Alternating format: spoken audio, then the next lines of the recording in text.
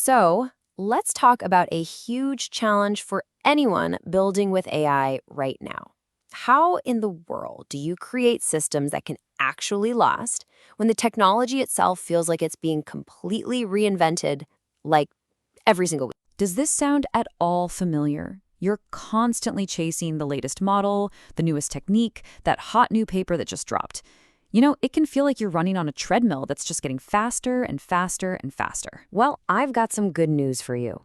According to AI researcher Omar Khattab, that feeling of scrambling, it's not a sign you're falling behind. Nope. It's actually a sign that you're doing a good job.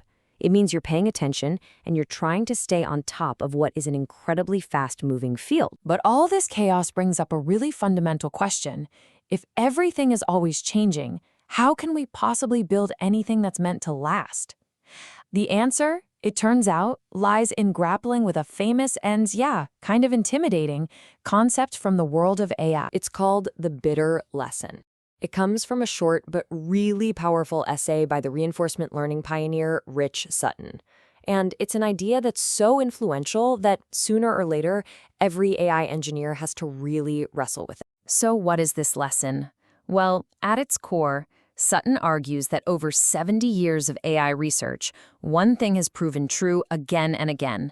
Simple general methods that can leverage just massive amounts of computation will always, eventually, outperform the complex systems we build with our specific human domain knowledge.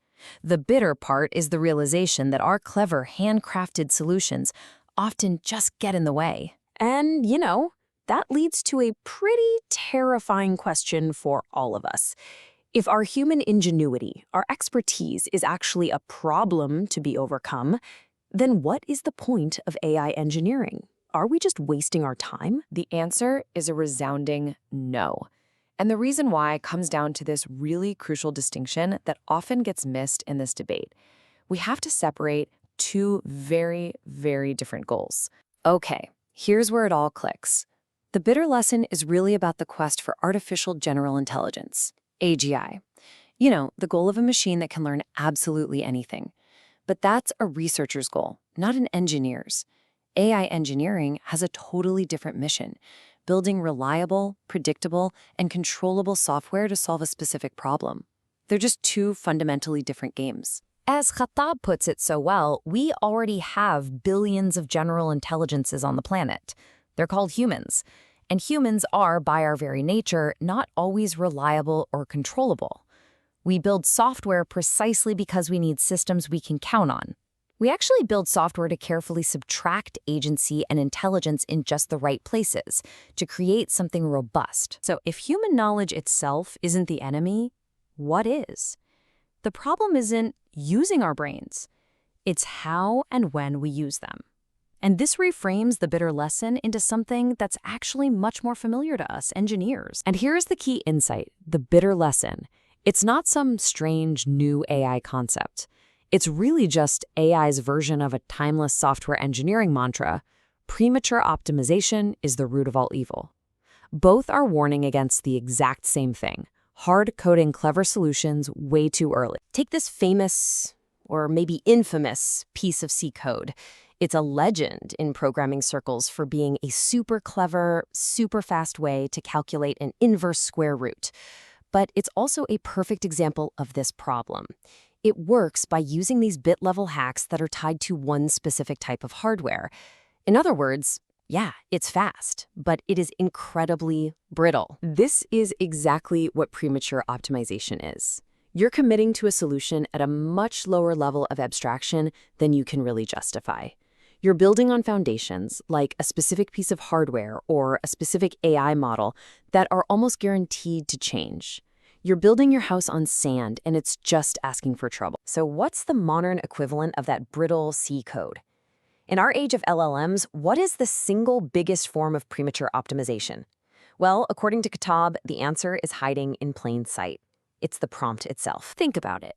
A single, long, complicated prompt is the modern-day version of that messy C code. It just tangles everything together into one big string. The fundamental task you're trying to solve, a bunch of random tricks such as happen to work for one specific model, the inference strategy like think step by step, and even formatting instructions like spit out the answer in JSON.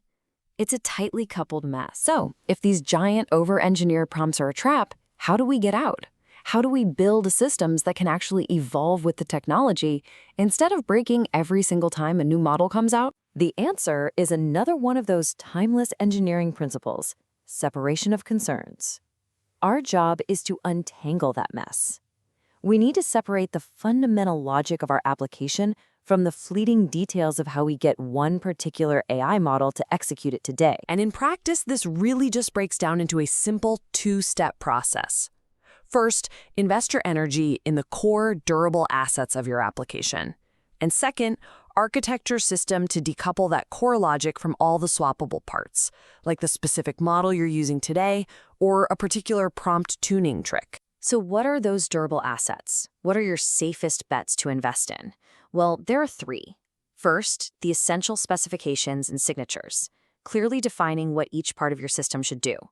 Second, the control flow and tools. That's the unique logic and the plumbing of your application.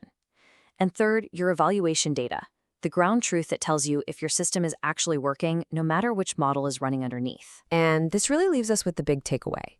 Models are going to get better, algorithms will get faster, hardware will get more powerful, but they are never going to read your mind to figure out what you're actually trying to build. Your job as an engineer, to finding the spec, designing the system, and proving that it works, is more crucial than ever. The lesson isn't that engineering is pointless. It's that we have to engineer at the right level of abstraction.